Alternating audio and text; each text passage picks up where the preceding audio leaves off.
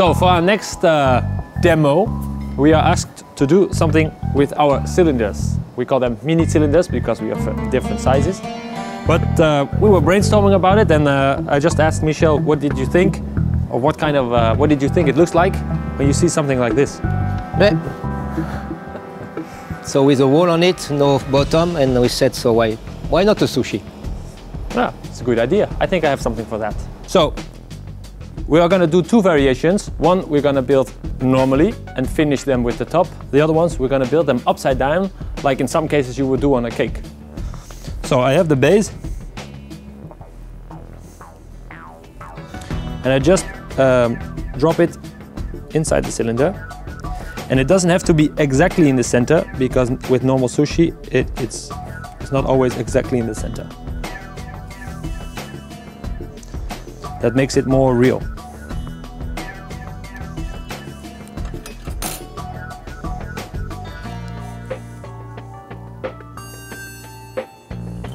And I'm going to do the same with the raspberry gel.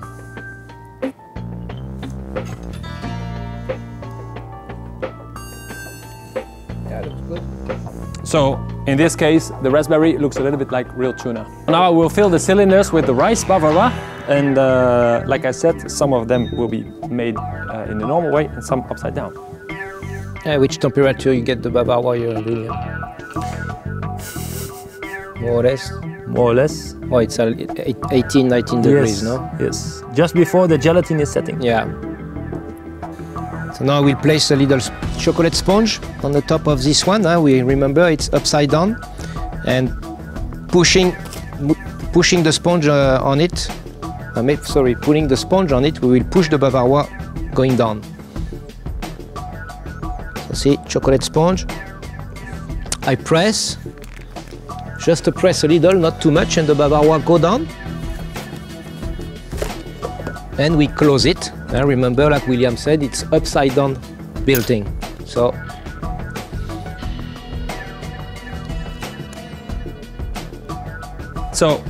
the finished ones, I've made it before. This is the one with the sponge on the bottom. And the ones with the mango inside. Just use the spatula, to lift them.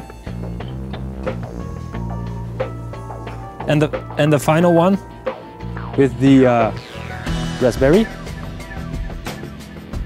You have a nice assortment, but not finished yet. We made some caviar.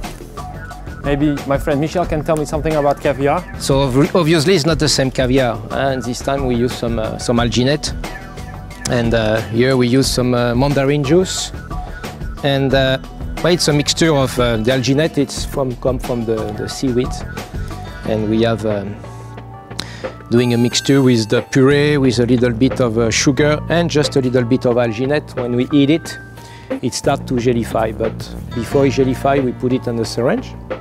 And we have a nice glass of very cold oil, and we press, we make drops, and the caviar goes down gently because it's oil, so it's not falling down. So the liquid cool down, and we have a nice bowl, deposit on the bottom.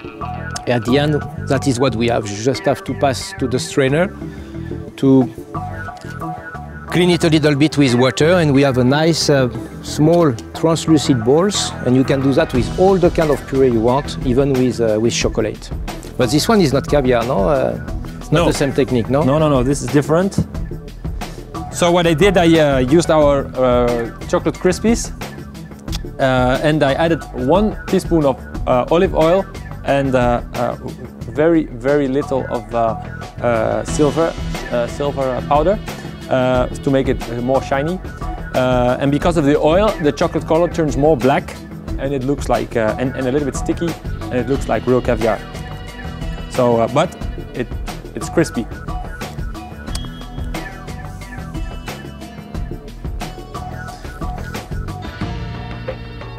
We are talking food on the go. So we have a little plate of sushi ready to go. We just have to put it on the box, and keeping home, of course, on the fridge 20 minutes before eating out the fridge, and it will be on a perfect condition and perfect temperature.